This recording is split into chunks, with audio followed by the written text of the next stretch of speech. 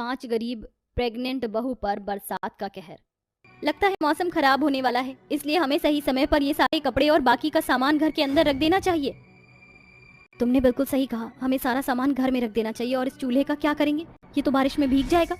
अगर ऐसी बात है तो एक काम करते हैं, इस चूल्हे को किसी तरह से घर के अंदर ही ले जाते हैं, नहीं तो हम बारिश में खाना भी नहीं बना पाएंगे।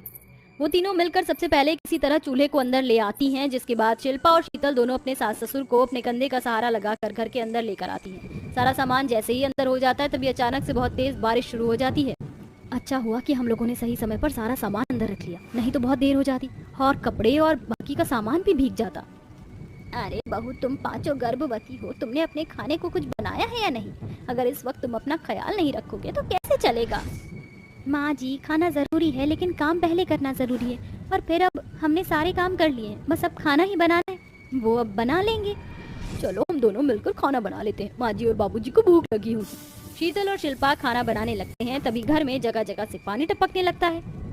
हे भगवान, अब ये पानी भी टपकने लगा। चलो मैं जहाँ जहाँ पानी टपक रहा है वहाँ बर्तन लगा देती हूँ। तभी खाट पर लेटा हुआ उन पांचों का ससुर दामोदर कहता है, आज तो मेरे 5 बेटे भी भीगते हुए वापस घर आएंगे। इस बारिश ने सबकी हालत खराब कर दी। कोई बात नहीं बाबूजी, ये सब तो चलता ही रहता है, कुछ ही समय की बात है, फिर ये बारिश ये सब थम जाएगी और मौसम बिल्कुल ठीक हो जाएगा। सुमित्रा और दामोदर की 5 बहुएं उनकी बहुत मदद करती हैं और वो गरीबी को कई सालों से झेल रही होती हैं, लेकिन फिर भी उनके चेहरे पर जरा भी शिकंज नहीं होती और वो अपने परिवार को बहुत अच्छे से समझती हैं। रात भर बारिश होने के बाद सुबह तक बारिश थम जाती है, जिसके बाद एक एक करके वो पांचों घर के कामों में लग जाती हैं। मैं सबके कपड़े धो देती हूँ, आज मौसम ठीक है तो सारे कपड़े सूख जाएंगे और मैं घर की साफ सफाई कर लेती हूँ। मैं जंगल से लकड़ियाँ काटने जा रही हूँ। शिल्पा और शीतल, तुम दोनों एक काम करो, खाने की तैयारी में लग जाओ और बाहर माँ और बाबूजी की खाट बिछा देना ताकि वो दोनों थोड़ी देर उस पर बैठ जाएं। ठीक है दीदी, लेकिन आप जल्दी आना, हम दोनों इतनी सब्जी काट कर रख लेते हैं। वहीं शिल्पा अपने सास ससुर को खाली पेट खाने वाली दवाइयाँ दे देती है। अक्सर उनके सास ससुर हमेशा बीमार रहा करते थे, जिसके चलते आधे से ज्यादा पैसा तो दामोदर और सुमित्रा की बीमारी में ही लग रहा होता है। कल मैंने राशन के लिए मालिक से पैसे मांगे थे, लेकिन उसने मुझे पैसे दिए नहीं। लेकिन तुम चिंता मत करो, आज या कल में राशन के पैसे मिलते ही मैं सबसे पहले घर के अंदर राशन डलवा दूंगा। राशन तो केवल आज रात तक का ही है, उसके बाद कल के खाने के लिए कुछ भी नहीं है। हम 5 में से किसी न किसी की तनख्वाह मिल जाएगी, चिंता मत करो भाभी, हम समय पर राशन डलवा देंगे। ऐसा कहने के बाद वो पांचों काम के लिए निकल जाते हैं, जिसके बाद पूरा दिन 5 बहू घर के काम करने के बाद दोपहर में नदी किनारे पानी भरने के लिए पहुंच जाती हैं। कितना अच्छा मौसम हो रहा है और ऐसे में पानी भरने में तो और भी मजा आ रहा है। रोजाना तो तेज धूप की वजह से यहाँ पर आने का मन भी नहीं करता, लेकिन आज का मौसम देखो कितना अच्छा है। हाँ हाँ, तुमने बिल्कुल सही कहा, चलो अब हम लोग घर वापस चलते, नहीं तो बारिश में भीगते हुए जाना पड़ेगा। कंचन की बातें सुनकर वो पांचों वापस घर लौट आती हैं, जिसके बाद वो पांचों घर पर आने के बाद काम करना शुरू कर देती हैं। ओहो, आंधी तूफान आने लगे। रोजाना एक ही जैसा मौसम रहता है, बहुत ज्यादा दिक्कत आ रही है। कपड़े भी सूख गए, मैं जल्दी से कपड़े उतार लेती हूँ। अनुराधा फौरन कपड़े उतारकर घर के अंदर रखने लगती है। वहीं एक चारपाई पर दामोदर और सावित्री बैठे होते हैं और वहीं दूसरी तरफ अनुराधा के दोनों बच्चे राज और राधा खेल रहे होते हैं। राजू, बॉल मेरे पास फेंको। नहीं नहीं, मैं तुम्हें बॉल नहीं दूंगा, अगर हिम्मत है तो मुझसे छीन कर दिखाओ। वो दोनों खेल ही रहे थे कि तभी अचानक से बहुत तेज पानी की धार आती है और देखते ही देखते गांव वालों के घर में पानी भरने लगता है। अरे अरे, ये क्या हो गया है? बाढ़ आ गई है, कहीं गांव की बांध टूट तो नहीं गई? लगता तो ऐसा ही है, शायद गांव के दूसरे हिस्से में बारिश हो रही है जहां पर बांध बनी हुई है, तभी ये सब हुआ है। हे भगवान, अब तो हमारा घर भी नहीं बचेगा, ये भी पानी में डूब जाएगा। इतना सारा पानी अपने आसपास देखकर वो पांचों हैरान रह जाती हैं, जिसके बाद वो पांचों मिलकर घर के बाहर रखे हुए सभी सामानों को उठाकर घर के अंदर लेकर आती हैं, जिनमें से शिल्पा एक रेडी पर अपने दोनों सास ससुर को बिठा देती है और घर के अंदर ले आती है। ओहो, ये क्या बारिश भी शुरू हो गई, एक तरफ ये बाढ़ तो दूसरी तरफ ये बारिश। लगता है आज की रात हम लोग सही से बैठ भी नहीं पाएंगे। वो पांचों अपने सास ससुर को घर के अंदर ले आती हैं, जिसके बाद शिल्पा घर के अंदर रसोई की स्लिप पर अपने सास ससुर को बिठा देती है, जिससे वो गीले होने से बच जाते हैं। माँ बाबूजी, जब तक पानी सारी जगह भरा हुआ है आप दोनों यहीं बैठ जाइए। शिल्पा ऐसा कहकर घर के अंदर देखती है, जहाँ उसे सारा सामान पानी में तैरता हुआ नजर आता है। ये क्या, सारे मसाले के डिब्बे भी पानी में तैर रहे हैं, ऊपर से देखो हमारे सारे कपड़े भीगे हैं। अरे ये क्या, सारे बर्तन में पानी तैर रहे हैं। अनुराधा, मेरी मदद करो ये सारे बर्तन उठाने में। वो सभी मिलकर अपने सामानों को पानी में तैरते हुए पकड़ती हैं और उसे किसी तरह रोकती हैं। तभी अचानक से बारिश में भीगते हुए उन पांचों के पति आ जाते हैं। ये सब क्या हो रहा है? चारों तरफ पानी पानी भरा हुआ है, ऊपर से सामान बह रहा है। अरे एक तो हमारी 5 पत्नियां गर्भवती हैं और इस हालत में उन्हें ये सब परेशानियों का सामना करना पड़ रहा है। हम यहाँ ज्यादा देर नहीं रुक सकते। मैंने सुना है कि बांध पूरी तरीके से टूट गया है। कभी भी बहुत तेज पानी के बहाव से पूरा गांव बह सकता है। हमें ये घर छोड़कर जाना होगा। लेकिन बेटा, हम लोग यहाँ से कैसे जाएंगे? ये तो हमारा घर है, अपने घर को छोड़कर हम कहाँ जाएंगे? हमें एक दूसरे को बचाने के लिए यहाँ से तो निकलना ही होगा, नहीं तो बहुत बहुत बुरा हाल हो जाएगा।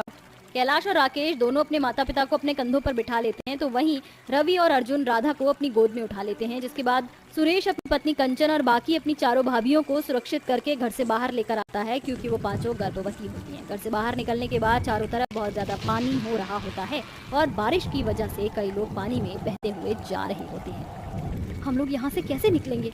पानी देखकर तो मुझे घबराहट हो रही है। हौसला रखो, सब कुछ ठीक हो जाएगा। वो 5 बेटे मिलकर अपने परिवार को किसी सुरक्षित जगह ले जाने की कोशिश करते हैं। वो उस तरफ बढ़ना शुरू करते हैं जिस तरफ पानी का बहाव कम होता है। सभी एक साथ चल रहे होते हैं, लेकिन तभी अचानक से शीतल का पैर जो है रपट जाता है और वो पानी में बहने लगती है। बचाओ बचाओ, कोई मेरी मदद करो, बचाओ। सुरेश किसी तरह पानी में तैरकर उसके पास जाता है और उसे बचा कर ले आता है। जिसके बाद बहुत ही मुश्किलों का सामना करते हुए, बारिश में भीगते हुए वो एक ऊंची सतह पर आ जाते हैं जहाँ पर पानी नहीं होता। आज की रात हमें यहीं पर बितानी होगी। बहुत जोरों से भूख लगी है। तभी पानी में कुछ सब्जियां तैर रही होती हैं जिन्हें सुप्रिया उठा लेती है। मैं किसी तरह इन आलूओं को आग जलाकर उसमें भून देती हूँ, हमारे बच्चे कम से कम खा तो लेंगे। वो रात वो 5 गर्भवती बहुएं किसी तरह निकाल लेती हैं। अगले दिन सारा पानी गांव से खत्म हो जाता है और एक नया सवेरा निकलता है। जिसके बाद वो 5 मिलकर लकड़ियों से दोबारा से एक घर बनाते हैं जिसमें उनका पूरा परिवार रहने लगता है। कुछ समय बाद वो 5 अपने अपने बच्चों को जन्म देती हैं और अपने परिवार के साथ खुशी खुशी रहने। आधी रात में बादल तेज बारिश में बहुत कड़क रहे थे। वहीं कुसुम के घर के सामने पड़ोसन माया और उसकी बहू सरला रहते थे। सरला गर्भवती थी, उसे लेबर पेन हो रहा था। तभी कुसुम, काव्या, मिहिर उन्हें फौरन हॉस्पिटल लेकर पहुंचते हैं जहां सरला एक बेटे को जन्म देती है। सभी उसके बच्चे से मिलते हैं। सरला बहू, तू ठीक तो है ना? देख कुसुम, लगता है ना जैसे मेरा पोता मुझ पर ही गया हो। माँ जी, मैं ठीक हूँ। शुक्रिया कुसुम आंटी, जो आपके परिवार हमारे मुश्किल समय में काम आए और इतनी बारिश में भैया की कार में हम यहाँ पहुँच गए। थैंक यू आप सभी को। कोई बात नहीं बेटा, पड़ोसी होते किस लिए हैं? जरूरी समय में काम आने के लिए। जरा मैं तेरे बच्चे को खिला लूं। अरे भला ये भी कोई पूछने की बात है? ले ले ले ले ले छोटे, ऐसे क्या देख रहा है? माया, इसकी आंखें बिल्कुल तेरी तरह बड़ी बड़ी हैं, पर इसे अपनी आदत मत देना। पता नहीं हमारे घर में कब पोता पोती आएंगे। इस अपशगुनी काव्या की वजह से अभी तक मैंने अपने पोते पोती का चेहरा नहीं देखा। 5 साल हो गए इनकी शादी को। माँ जी, आप मुझे ऐसे क्यों कह रही हैं? इसमें मेरा क्या दोष? मैं भी इंतजार में ही हूँ कि भगवान अब मेरी झोली भर दें। माँ जी, मुझे भी एक बार इस बच्चे को दीजिए ना, मैं अपनी गोद में लेना चाहती हूँ। नहीं काव्या, मैं तुम्हें अपना बच्चा नहीं दूंगी। तुम एक बांझ हो, कहीं मेरे बच्चे को तुम्हारे छूते ही कुछ हो गया तो? वो तो अभी इस दुनिया में आया है। सरला दीदी, आप ऐसे क्यों कह रही हैं? देखिए मिहिर भैया, मेरी आप सबसे कोई भी शिकायत नहीं है, लेकिन मैं अपने बच्चे को लेकर बहुत पॉजिटिव हूँ। मैं समझ सकती हूँ कि वो किस दौर से गुजर रही हैं। माँ बनना सच में ही एक सुख होता है, जो शायद काव्या दीदी के नसीब में ही नहीं है। सही बोला दीदी आपने, मैं बांझ हूँ, नहीं देना चाहिए बच्चा मुझे। मिहिर प्लीज यहाँ से चलिए। काव्या बहुत रोती है। मिहिर उसे संभाल कर घर ले आता है। काव्या मत रो, तुम्हें ऐसे देखकर मुझे दर्द होता है। जो तुम महसूस कर रही हो वही मैं भी महसूस कर रहा हूँ। बहुत लाचार हूँ, पिता नहीं बन पाया। मिहिर, पता नहीं माँ जी को ऐसा क्यों लगता है कि मैं ये सब जानबूझ कर रही हूँ। पता नहीं वो मुझे क्यों इतने ताने देती है।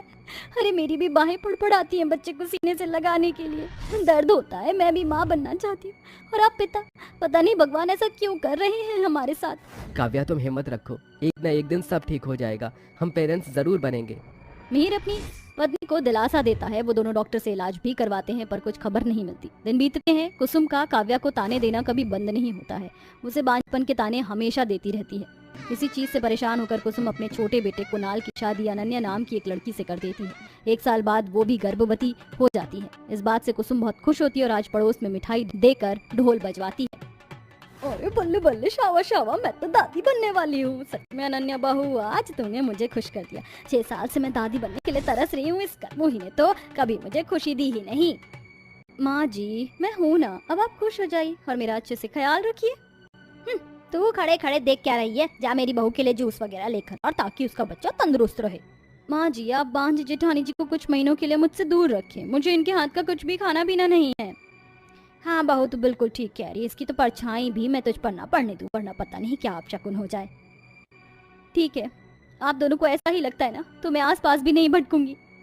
जाकर खाना बना, ये मत समझियो कि घर के कामों से बच गई तू।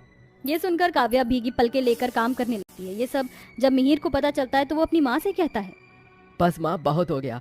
आप कब तक काव्या को इस तरह सुनाती रहेंगी? कभी मुझ में भी तो हो सकती है ना।